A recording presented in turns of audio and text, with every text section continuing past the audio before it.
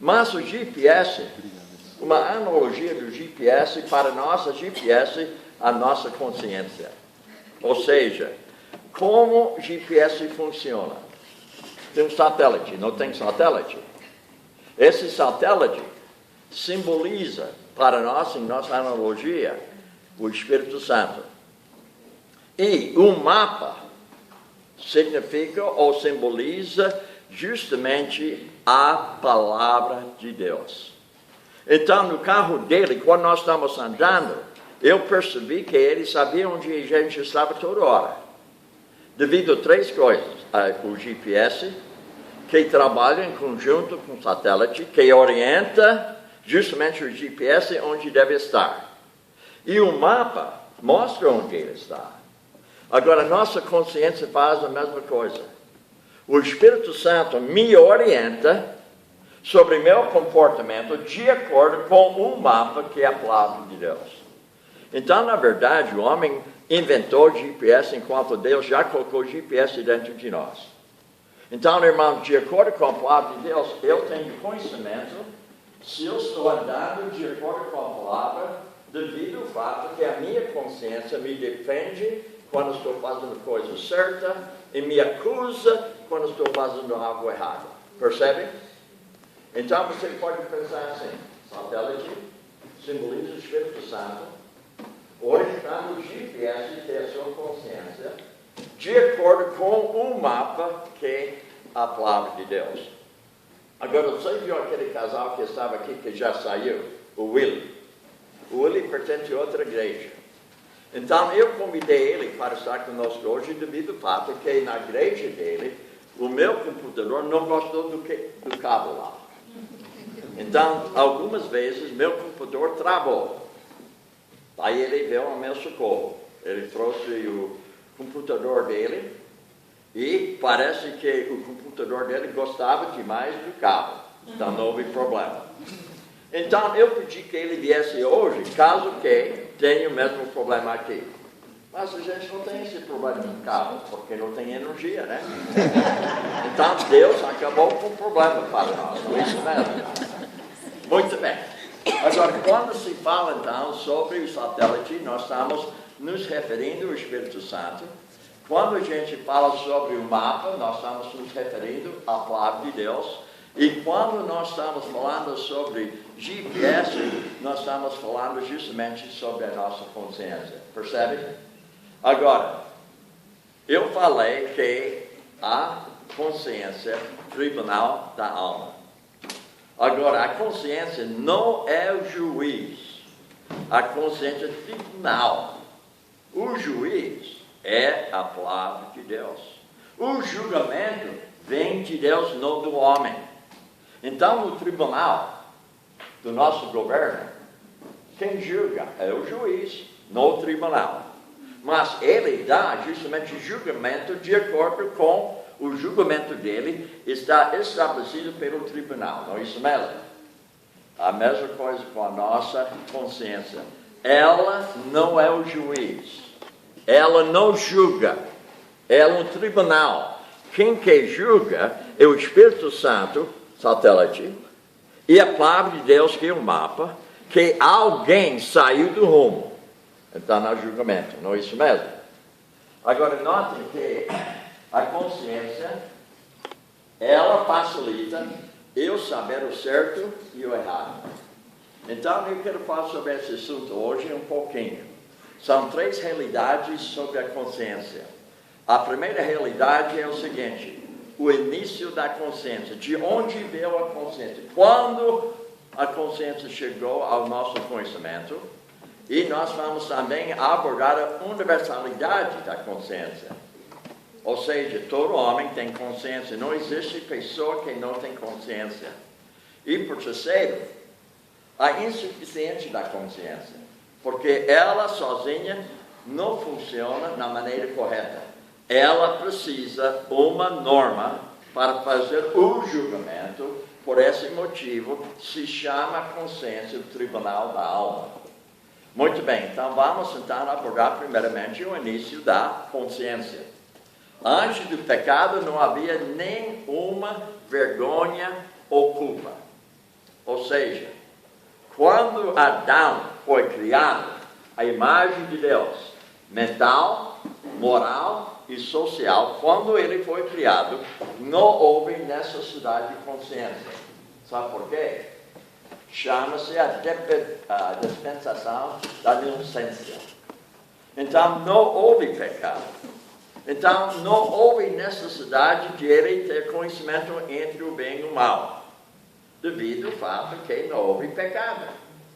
Agora, percebe o seguinte: não houve nenhuma necessidade de ter uma consciência devido ao fato que não houve pecado, porque nessa altura, Adão e Eva estavam o quê? Estavam num ambiente perfeito, inocente. Agora, o que acontece? Gênesis nos fala o seguinte, capítulo 2, verso 16, 17. Ordenou o Senhor Deus ao homem, dizendo: de toda árvore do jardim pode comer livremente, mas da árvore de conhecimento do bem e do mal, dessa não comerás, porque no dia em que ela comeres, certamente morrerás. Agora, minha pergunta para você hoje, foi claro? Não foi claro? Houve dúvida ou houve dúvida? Não houve. Deus falou tão claro para o casal: tudo é disponível para ti.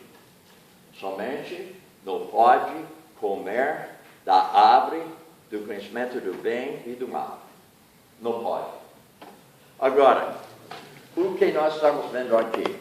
Nós estamos vendo o seguinte, que logo após a Bíblia fala, Gênesis capítulo 2, verso 25, e ambos estavam nus, o homem e a sua mulher estavam nus, e não se envergonhavam.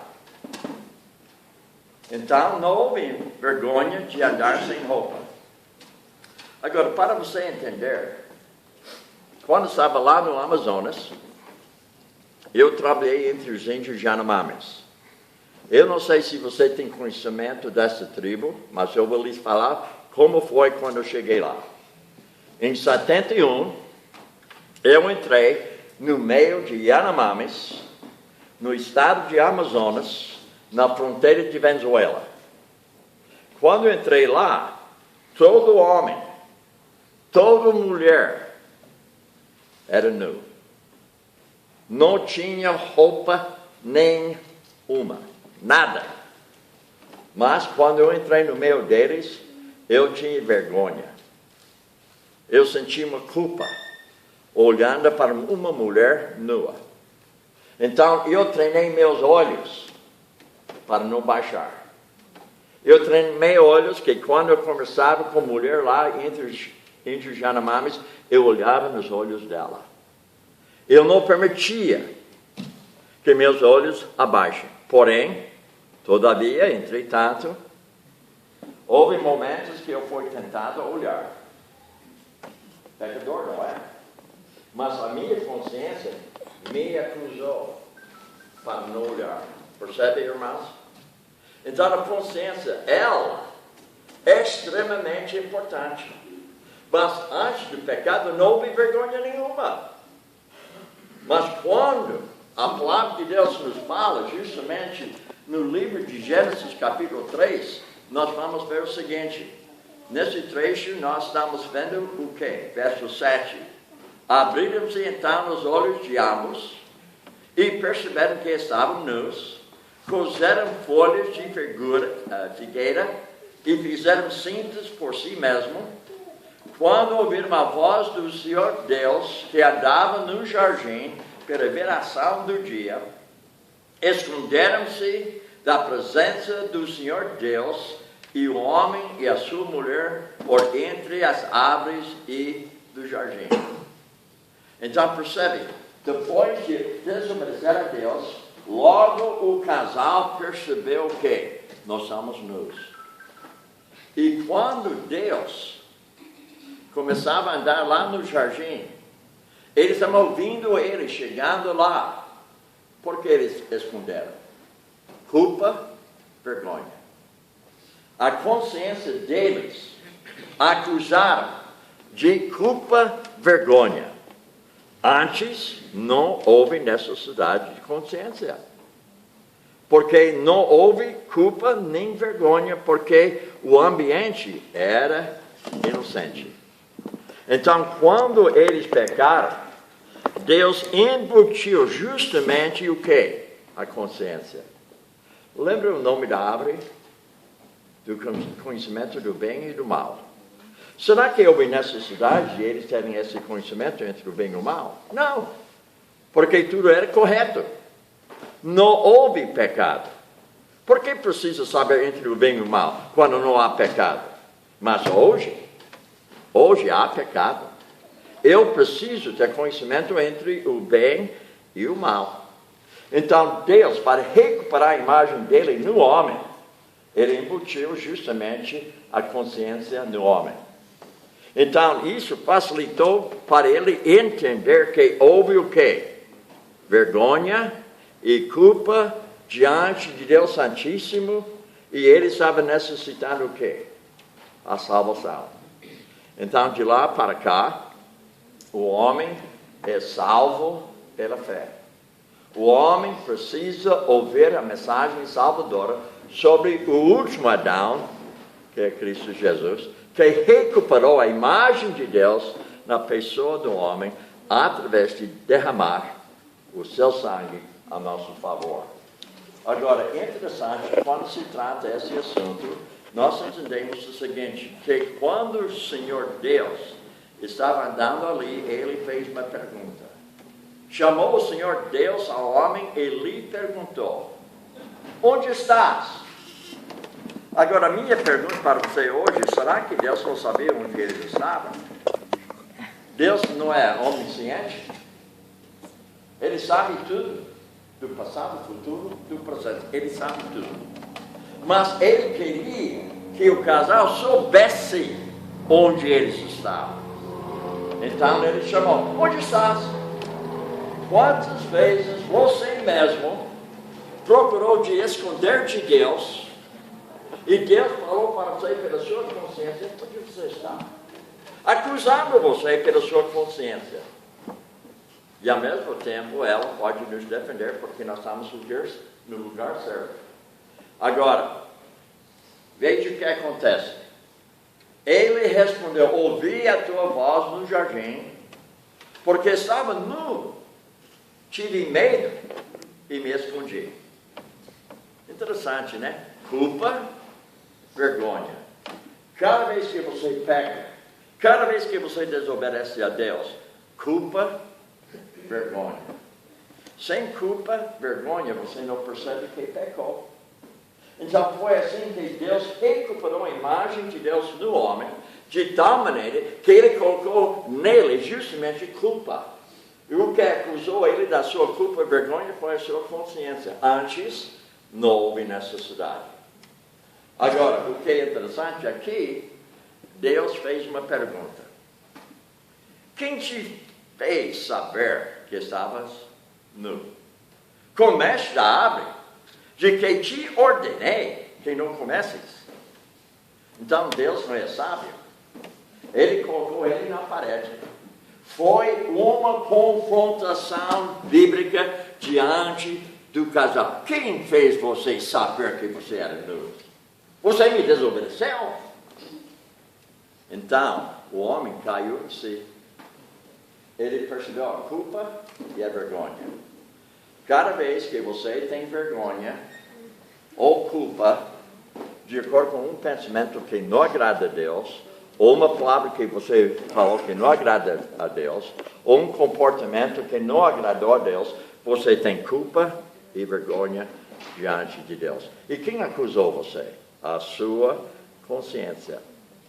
E ela foi educada por uma norma divina, que é a palavra de Deus, e o Espírito Santo faz uso da palavra de Deus para convencer você do seu pecado. Agora, é interessante que a noite que Jesus foi atraído, ele falou para os seus discípulos: eu devo ir, eu tenho que partir. Ninguém entre eles queria que ele partisse. Eu posso até imaginar pensam, não nos deixa aqui sozinho. Mas que ele falou, se eu não for, ele não vem. Quem é ele? O Espírito Santo.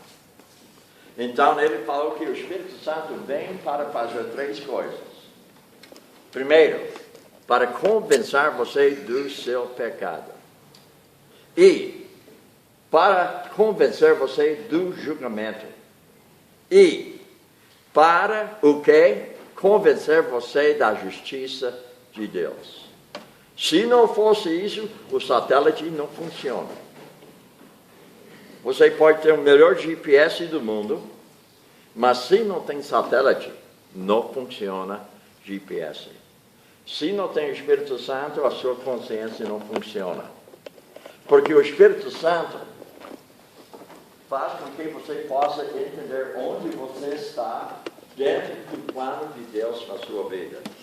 Então você percebe como Deus é bom, como Ele recuperou a imagem de Deus no homem através do último Adão. Então note comigo que nós estamos dizendo o quê? Agora nós temos a dispensação da consciência. Antes era a dispensação da inocência. Mas devido ao pecado no homem, Deus deu, ou seja, embutiu justamente a consciência no homem para ele poder discernir entre o bem e o mal. Sabe por que o casal queria comer daquela árvore? Porque eles queriam ser igual a Deus. E para ser igual a Deus, você tem que conhecer entre o bem e o mal.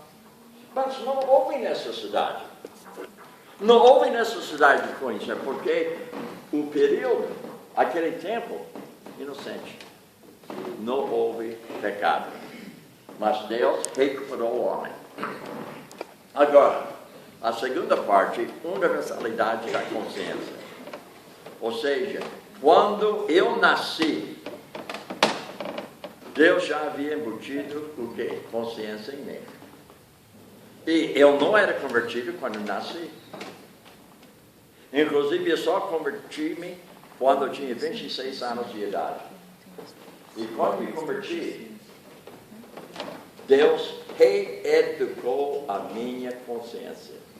Porque quando nasci, a minha mãe, ela educou a minha consciência, de acordo com a norma dela. E quando eu nasci, a minha mãe, ela não era crente. Então, ela educou a minha consciência entre o bem e o mal, de acordo com a norma dela. Mas quando me converti, Deus colocou outra norma diante de mim. Essa norma se chama norma divina, a palavra de Deus. O satélite e o Espírito Santo fez com que eu pudesse compreender onde eu estou. No meu comportamento, no meu pensamento, na minha maneira de falar.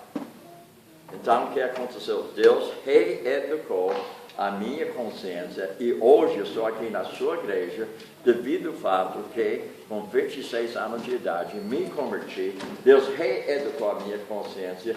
Hoje eu estou andando de acordo com a palavra de Deus devido ao fato que o Espírito Santo me acusa no nível da consciência sobre a justiça de Deus, sobre o pecado do homem e sobre o julgamento do homem. E quem é o juiz? A palavra, que é Deus mesmo. Lembra que Jesus havia dito, eu sou o verbo, que significa, eu sou a palavra, eu sou o juiz. Então Jesus faz julgamento. Mas quando ele foi, o Espírito Santo veio. E o Espírito Santo anda mãos dadas com o mapa que é a palavra de Deus. Então, notem, Deus deu a cada ser humano uma consciência. A Bíblia fala o seguinte, Romanos 12, 14 e 15. Quando, pois, os gentios, ou seja, incrédulos, que não têm leis, procedem por natureza de conformidade com a lei, não tendo lei, servem eles de lei para si mesmos, mostram a norma da lei gravada no seu coração. Quando estavam entre os índios e animais, eu percebi que eles tinham norma. E a norma deles não era divina. Era uma norma deles, devido ao seu pensar. Devido ao que eles achavam era mal ou era bem. Eles tinham sua norma. Só para vocês terem uma ideia, a Bíblia fala e condena adultério, não condena. Então nós entendemos que a norma de Deus é divina, condena adultério. Quando estava entre os Yanomamis, eles tinham uma norma, uma regra, que eles condenam adultério se você for pego no ato. Se não for pego no ato, você não cometeu. Você não tem culpa nenhuma. Somente aquele que for pego no ato de adultério tem culpa. Mas se você conseguir cometer adultério, sem ser pego, não tem culpa nem vergonha. Agora vocês sabem hoje, mesmo que alguém não pegue você no ato de adultério, você tem vergonha e culpa devido à sua consciência que não está de acordo com o quê? A norma divina. Você percebe o valor da consciência? Sem ela, eu não teria conhecimento entre o bem e o mal. Sem a consciência, o Espírito Santo não tem como me orientar. Sem a consciência, eu não teria entendimento da palavra de Deus. Então, quando você sai daqui hoje, você fala para as pessoas, olha, hoje houve justamente o quê? Uma aula sobre a consciência. Irmãos, sabe que eu fiz dessa outra igreja que eu passei essa semana? 9 aulas somente sobre a consciência. Certa vez, um pastor me falou, mas como você pode falar por 10 horas sobre a consciência? Até eu poderia falar mais. Eu diminuí para falar somente 9 horas sobre a consciência. Lá na outra igreja, segunda eu falei sobre a consciência. Terça eu falei sobre a consciência. Quarta eu falei sobre a consciência. Quinta eu falei sobre a consciência. Pulei sexta. E sábado eu falei sobre consciência. E eu não terminei. Mas eu terminei aquela parte no sentido de um curso sobre a consciência. E o título do curso, sabe o que é? Conheça a sua consciência. A maioria das pessoas não tem conhecimento da sua consciência. Não tem. Conhece o assunto, mas não conhece justamente a explicação da consciência, do lado de onde iniciou a consciência e do lado é universal a consciência. Então, aqui fala também, veja, mesmo trecho, testemunhando-lhes também a consciência, os seus pensamentos, mutuamente acusando-se e defendendo-se. Se eu faço a coisa certa, a consciência me defende. Se eu faço a coisa má, a minha consciência me condena. Percebem, irmãos? O índio Yanomami, quando eu fui lá, meu papel era para reeducar a sua consciência, para que houvesse vergonha e culpa na vida dele, para que ele pudesse reconhecer a necessidade da justiça de Deus na sua vida. Hoje, depois de 40 anos, tem 40 crentes lá hoje. Devido a alguém chegando lá falando sobre a consciência do homem. Porque para ele não era condenado. Ele não sentia culpa. Porque ele tinha a sua regra. Mas quando eu coloquei a regra de Deus para eles, a norma de Deus para eles, houve culpa, vergonha. E eles estavam necessitando o quê? A justiça de Deus na sua vida. Como foi no meu caso, quando me converti, porque eu achava que eu era bonzinho, moralista.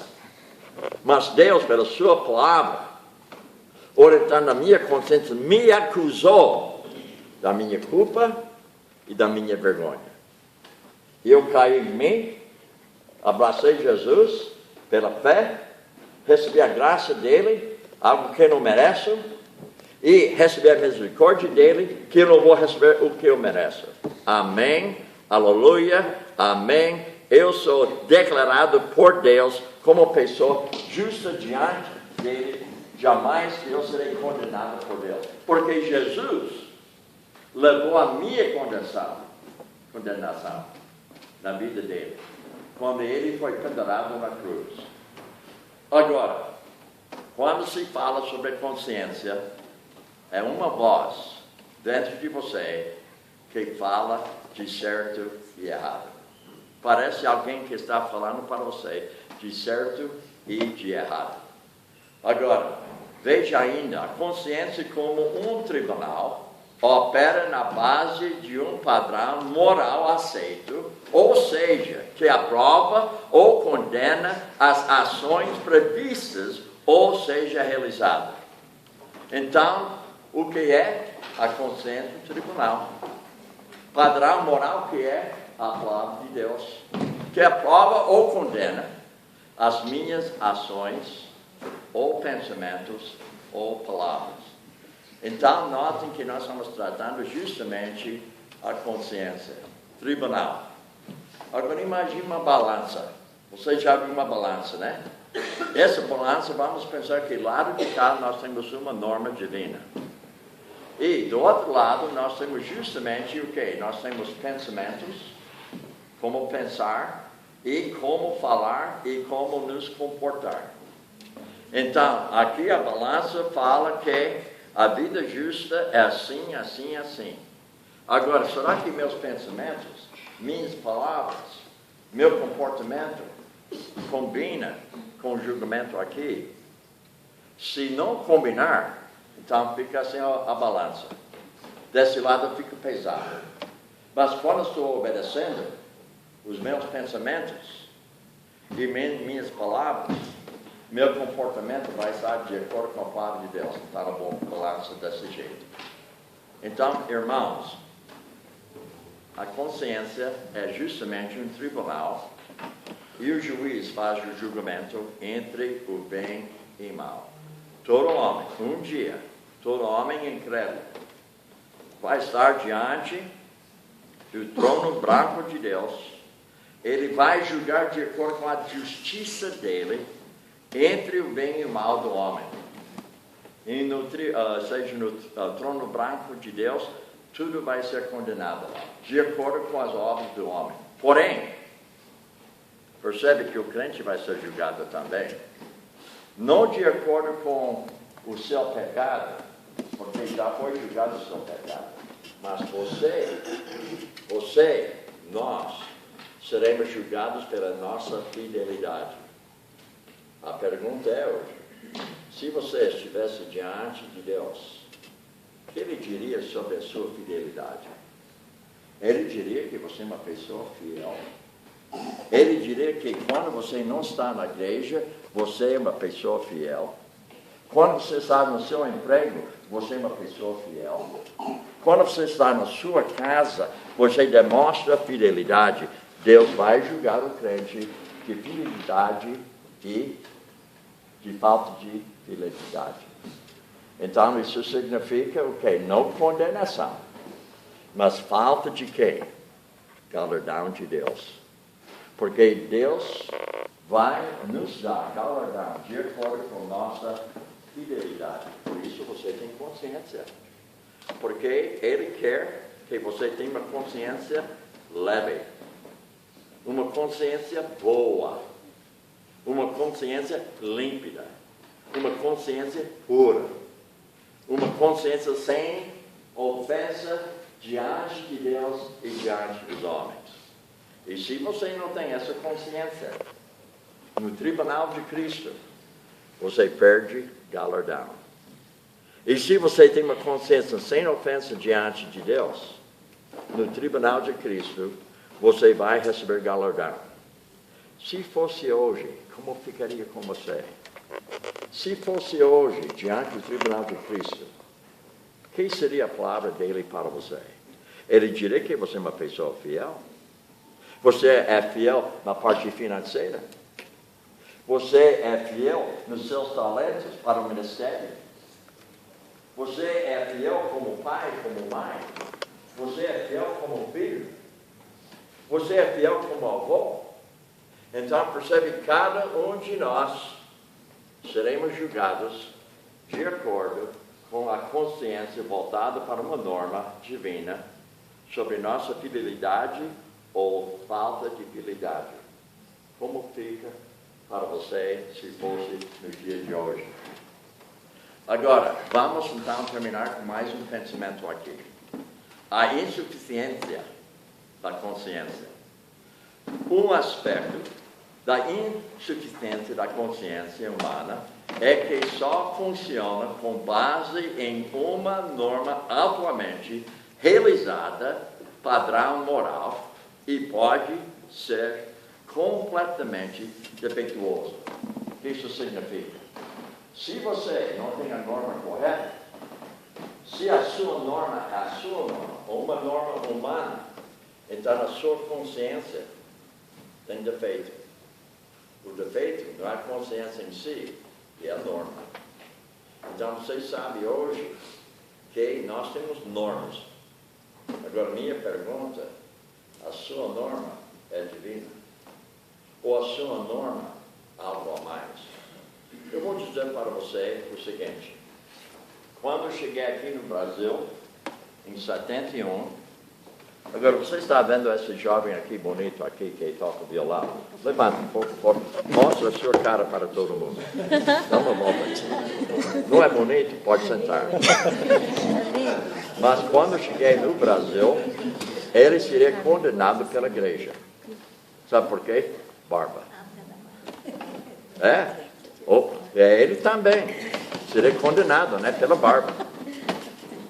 Irmãos, não foi norma divina. Foi norma do homem. O homem não pode usar o quê? Barba. Agora, levanta. Vem cá. Ela é bonita, né? E ela tem calça comprida, né? Quando eu cheguei aqui, ela seria condenada, porque ela tem o quê? Calça comprida. Norma humana, obrigado, não foi norma divina. Percebe, irmãos? Interessante como a gente tem normas. Você percebeu que eu estou sem gravata hoje? Quando eu cheguei aqui no Brasil, você não podia pregar e ensinar sem gravata paletó. Norma humana. Quando eu fui lá no seminário, sexta-feira, eu obedeci as normas deles lá, né? Agora, aquela norma não invade a palavra de Deus. Nem é bem, nem é mal. Gravata não faz mal, nem faz bem. Mas sabe que nós colocamos tanto valor na gravata, que a gravata fala se você é pregador, não é pregador. O paletó demonstra se você é um pregador bom, não é pregador bom. Mas eu fui lá com gravata e paletó. Regra do homem, norma do homem. Agora, não sai daqui dizendo que eu falei que a gravata é má. Não falei a gravata é má. Mas ela não faz bem nem faz mal. Mas nós, como crentes, você percebe que nós temos nossas regras. Não é isso mesmo? Então, nós devemos o quê? Ter regra, ter norma. Mas essa norma deve ser o quê? Baseado na palavra de Deus. Ela não muda. Ela é imutável. O que ela era, ela é. O que ela é, ela será. Não muda. Por isso, eu estou aqui pregando a palavra de Deus. Agora, eu venho hoje com boa vontade de ter tudo isso na tela para você ir lá, né? Faltou o quê? Energia.